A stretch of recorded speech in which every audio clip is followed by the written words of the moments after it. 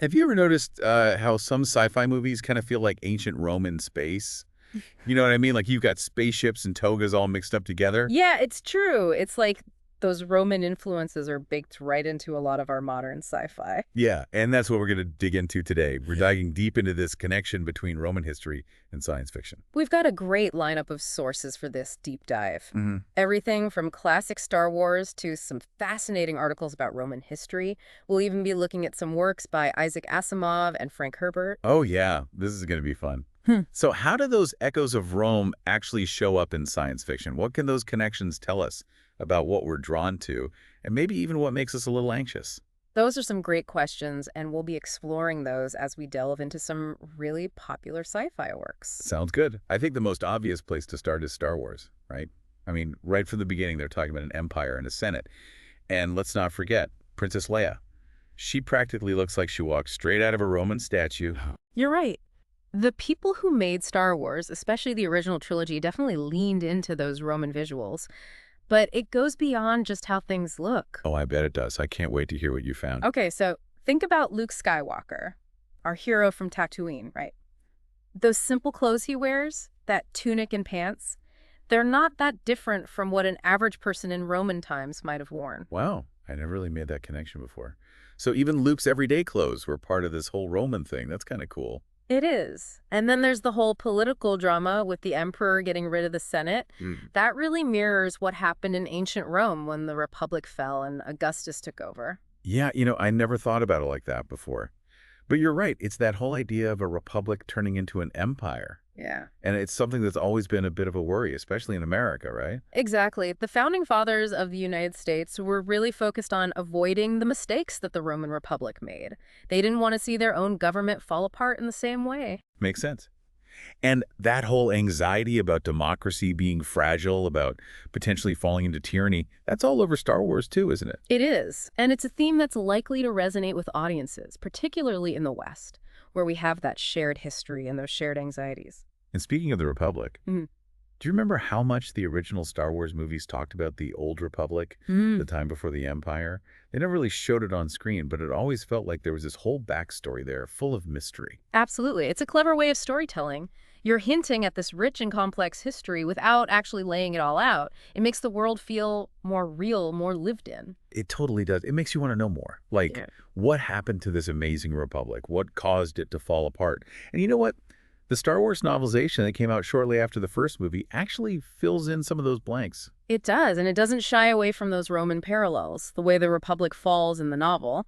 It's all about corruption on the inside, senators grabbing for more power, and democratic systems slowly crumbling away. That sounds really familiar, doesn't it? It's almost like something straight out of Edward Gibbon's book, The Decline and Fall of the Roman Empire. You got it. It's like a classic Gibbon take on how republics fall. And it's really interesting to think about the time when this novelization was written. The 1970s, America had just gone through Vietnam and Watergate. So are you saying that the author, Alan Dean Foster, might have been influenced by those worries that American democracy could end up like Rome, even if he wasn't doing it consciously? It's definitely a possibility, right? Stories often reflect the worries and anxieties of the time when they were written. They tap into those fears that we all share. That makes a lot of Yeah. sense. So we've got the original trilogy laying the groundwork with all these Roman influences, and then the prequels come along. And those movies really ramp up the Roman connections, especially with the story of how Palpatine rises to power. Oh, yeah, absolutely. Palpatine's whole journey is practically a case study in how to manipulate a republic from within. It's a lot like what Augustus did in ancient Rome. You remember that speech he gives where he acts all reluctant to take on emergency powers from the Senate? He promises to give them back once the crisis is over. Yeah, classic power move. It's exactly what Roman dictators used to do. They always said it was temporary, all for the good of the Republic. But of course, once they had that power, they almost never gave it up. Exactly. And just like a Roman dictator, Palpatine uses that Jedi purge to get rid of anyone who might challenge him politically. It's a lot like the Roman practice of prescriptions, where they would literally publish lists of their political enemies, and anyone on those lists, well, they were basically sentenced to death. It's pretty chilling how much those events mirror each other. Yeah. And in both cases, you see freedom being chipped away gradually. It's almost like the people are going along with it. Reminds me of that line Queen Amidala says in the prequels, "So this is how liberty dies, with thunderous applause." Wow, that's a really powerful line. And it echoes those laments that Cicero made during the fall of the Roman Republic. It's a stark reminder that freedom often doesn't disappear in one big dramatic event. It's a slow and sneaky process. Yeah, it really gives you chills thinking about it. Yeah. But hey, before we get too caught up in the fall of republics and empires, let's broaden our perspective a bit, because this Roman influence goes way beyond just Star Wars, doesn't it? You're absolutely right. It pops up in all sorts of sci-fi works. For instance, Isaac Asimov's Foundation series is really heavily influenced by Gibbon's Decline and Fall of the Roman Empire. Oh yeah, Foundation is one of my favorites. I never really considered it as being directly inspired by Roman history, though. How so? Well, Asimov creates this massive futuristic galactic empire. And it's basically a mirror image of the Roman Empire. He's exploring those same themes of decline, decay, and the struggle to hold on to knowledge and civilization while everything is collapsing around them. That's really interesting. And instead of focusing on individual heroes like Luke Skywalker, Foundation is more about this group of scientists and scholars trying to navigate the fall of empire, right? Right. It's a different kind of story, but those Roman echoes are still there. Asimov even introduces these Selden events, which are kind of like predetermined turning points in history that were predicted by a brilliant mathematician. It's like Asimov is taking those historical patterns that Gibbon identified and applying them to this fictional galactic empire. He's using science fiction to explore those big questions about how civilizations rise and fall. Exactly. And there are even more fascinating connections between Foundation and Roman history, especially when you consider the character of the mule and the unexpected disruptions to carefully calculated plans. Okay, now I'm really intrigued. Tell me more about this mule character and how it relates to Roman history. So the mule, he's this mysterious character who basically messes up all the Foundation's careful plans for saving civilization. He's a mutant with these incredible mental powers, and he ends up conquering huge parts of the galaxy. Totally throws off their predictions about how history was supposed to go. So he's like this total curveball that nobody expected. Exactly. And, from a certain point of view, the mule's rise is kind of like an allegory for the unexpected rise of Islam. Wait a minute, the mule represents Islam. How does that work? Well, think about it from the perspective of someone like Asimov. He was really into Western history and literature, right? So to him, the rise of Islam might have seemed like this huge disruption to the usual story of how the Roman Empire declined. Ah, I see. It's like this force that came out of nowhere and completely changed the whole political landscape. Exactly. Just like the mule messes with the Foundation's plans, the rise of Islam could be seen as shaking things up.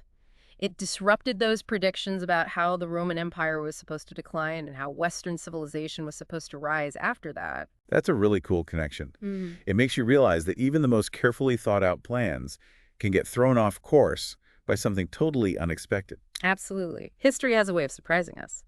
And speaking of surprises, let's shift gears and talk about Frank Herbert's Dune, another epic story set on a desert planet, Arrakis. And what do you know? Arrakis controls this super valuable resource that everyone wants. Spice. Spice, the thing that keeps the galaxy running. Sounds a little familiar, doesn't it? It does. Herbert is playing with some really interesting historical ideas here. There were theories, some of which haven't held up over time, that Mecca was actually a major center of the spice trade back in the time of Muhammad.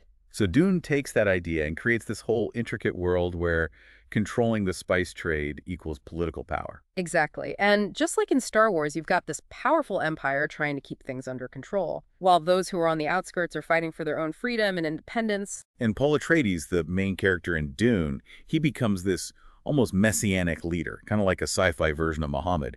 He leads a jihad that ends up transforming the galaxy. It's a powerful parallel, isn't it? Herbert is drawing these connections between the rise of Islam and the potential for huge change, even within systems that seem totally unchangeable. And, both Foundation and Dune seem to focus more on the fall of the Roman Empire itself, not just the transition from republic to empire, right? They're exploring that long, slow process of decline and collapse, not just the shift from one type of government to another. That's a really sharp observation. You're right. They're looking at the bigger picture of how empires come and go, how both internal and external pressures contribute to their downfall. And they're using that historical lens to explore those universal themes of power, ambition, and the cyclical nature of history. It's interesting that both Asimov and Herbert chose to zero in on the fall of the empire rather than just the shift from republic to empire. Makes you wonder if they were trying to say something about the nature of power itself, not just the specific ways the power takes shape. That's a really insightful point. It could be that they saw a connection between the fall of the Roman Empire and the potential pitfalls of any really large and powerful organization, no matter what its political structure might be. Okay, so we've talked about how Roman political structures and historical narratives have shaped science fiction. But let's not forget about one of the things that people find most fascinating and maybe even disturbing about ancient Rome: gladiatorial combat. Ah, yes, the brutal spectacle of people fighting to the death just to entertain the masses.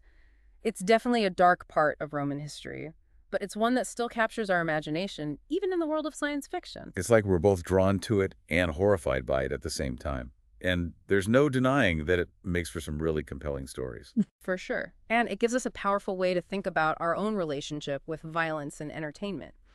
There's this striking example from the original Star Trek series. Wait, Captain Kirk and gladiators? Tell me more. There's an episode called Bread and Circuses. The title comes from that famous quote by the Roman poet Juvenal, the one about how emperors kept the people happy by giving them food and entertainment. Bread and circuses keep them fed and entertained, and they won't notice the empire crumbling around them. Exactly. So in this episode, Kirk, Spock, and McCoy beam down to a planet that seems like a futuristic version of ancient Rome. They even have gladiatorial games that are broadcast on, get this color television. Wow, that's wild. The future of entertainment, but with all that ancient bloodlust. Exactly. Yeah.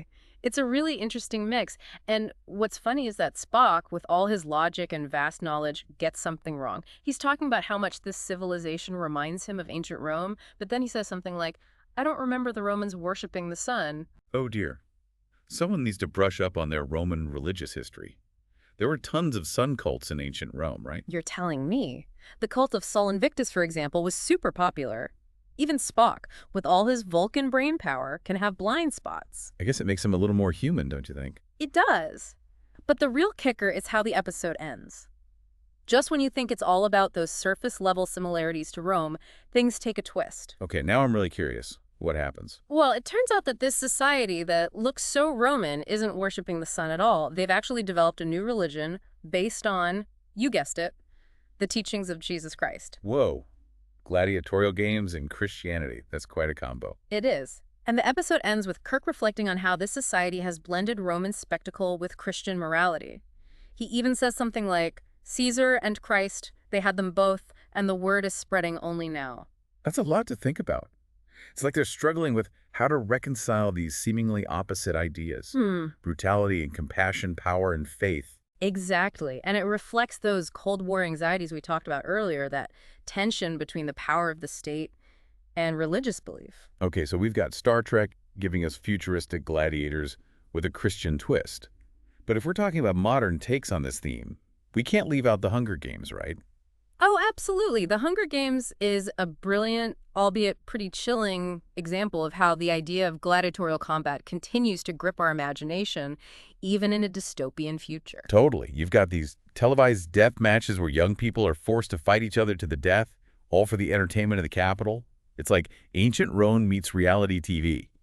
And, it makes you wonder if we're really that different from those crowds who cheered in the Colosseum. That's a really thought-provoking question, and it's one that these stories encourage us to ask. They hold a mirror up to our own society and make us confront some uncomfortable truths about ourselves. So what do you think? Are we just destined to repeat the mistakes of the past? Are empires fated to rise and fall, only to be replaced by new empires that make the same mistakes? I don't think it's about being doomed or destined, really. It's about recognizing those patterns, learning from history, and making conscious choices about what kind of future we want to build. Right. It's about understanding that the choices we make today, whether they're big or small, can have an impact on the course of history. And it's about remembering that even in the darkest times, there's always room for resistance, for hope, for change. I like that. But I think we've given our listeners a lot to think about here. Maybe we should pause for a moment and let these ideas sink in. Then we can come back for one final thought. Okay, so we're back. And man, we really covered a lot in this deep dive. We've gone from Star Wars to Dune, from the Roman Republic to gladiatorial games in the future. It seems like you can find these shadows of Rome all over science fiction. It's true. It's amazing how this one civilization from so long ago still has such a strong hold on our imagination, even centuries after it's gone. It makes you think, why Rome? Out of all the empires in history, why is Rome the one that keeps popping up in science fiction? What is it about the Roman Empire that makes it such a great source of inspiration for these stories? That's a really good question. I think part of it is the drama that's built into the Roman story. The rise and fall of an empire, the fight between freedom and tyranny. These are themes that really speak to people across different times and places. Yeah, you're right. Those themes are definitely universal. But why Rome in particular? Why not ancient Egypt or the Inca Empire, for instance? Well, for one thing, the Roman Empire had a huge impact on Western civilization. Think about it. Their laws, their language, their culture, it all shaped how Europe developed. And that, in turn, influenced so much of the rest of the world. So it makes sense that Rome would still hold a special place in our minds, even in our fictional stories. That makes sense. It's like we have this shared cultural memory that we keep coming back to, even when we're creating these imaginary worlds. Exactly. And on top of that, there's something about the visual style of Rome that just works so well for storytelling. The togas, the legions, the gladiators, the architecture, it's all so striking and memorable. It's true. Those images are so powerful, they instantly take you to another time and place. And we can't forget about the darker side of Roman culture, too. The Yeah. violence, the slavery, the political scheming, those are all things that add a certain edge to the Roman story. It's both fascinating and kind of repulsive at the same time. Yeah, it's like that feeling of being drawn to things that are dark and maybe a little scary. And Rome definitely gives us a lot of material for that. It does, but at the end of the day, I think the reason why Rome keeps showing up in science fiction especially is that it gives us this timeless way to explore those big questions about power, ambition, and how history seems to repeat itself. Yeah, it's like a warning from the past. But also, in a strange way, it's inspiring too. Because even though it declined, Rome left behind this incredible legacy. We can still see its influence today, everywhere, from our legal systems to the way we build things to the languages we speak. It reminds us that even the biggest empires eventually fall apart. But what they leave behind can echo through history for ages. Exactly, and that's what makes these sci-fi stories so interesting. They're not just about spaceships and lasers, they're about what it means to be human. They're about those struggles that we all face, no matter if we live in a republic, an empire, or some futuristic dystopia. So why should we care about all these Roman echoes in our favorite science fiction? What does it all mean for us today? I think it shows us how powerful history is, how it shapes our understanding of the world. Even in fictional stories, these stories remind us that the past isn't really gone. It lives on in our culture, our art, and our imagination. And maybe it's a nudge to pay attention to those patterns that keep repeating, those echoes of the past.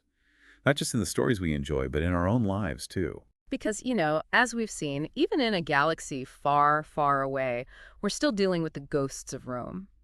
And understanding those ghosts might just help us deal with the challenges we face today. I love that. It's like that old saying, those who cannot remember the past are condemned to repeat it. Exactly. And by exploring these themes in science fiction, we can grapple with these big, complex ideas in a way that's both fun and makes us think. It reminds us that even when things seem really dark, there's always hope, there's always a chance for change, and there's always something to learn from the past. Well said. And on that note, I think we'll leave our listeners with one final thought to chew on.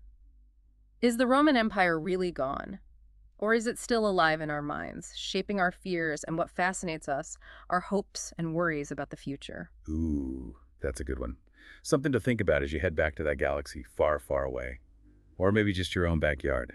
Thanks for joining us on this deep dive. Until next time.